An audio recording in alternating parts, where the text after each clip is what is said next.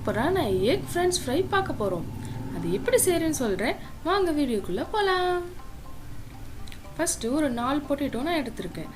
அதை கட் பண்ணி எடுத்துக்கணும். அதாவது நீட்டமாக இருக்கும்ல, அந்த மாதிரி கட் பண்ணி எடுத்துக்கணும்.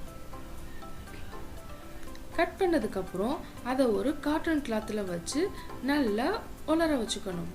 அதுக்கப்புறம் இந்த மாதிரி இருக்கணும். அதுக்கப்புறம் அதில் ஒரு 3 முட்டையை நான் சேர்த்துக்கிறேன்.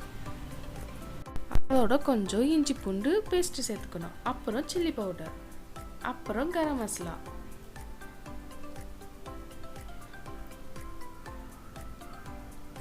அப்புறம் மஞ்சத்தூள், அப்புறம் நம்மளுக்கு தேவையான அளவு பெப்பர் பவுடர் சேர்த்துக்கணும்.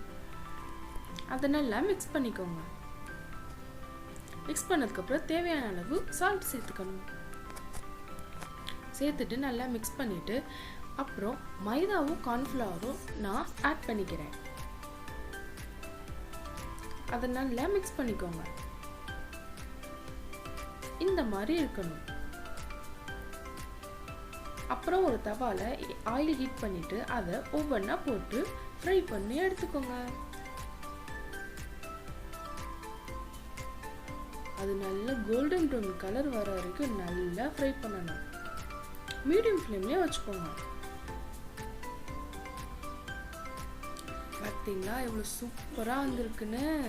இது சாப்பிடும் போது அவ்வளோ சூப்பராக இருக்கும். இதே மாதிரி வேறு வீடியோவில் உங்களை சந்திக்கிறேன். Bye bye guys.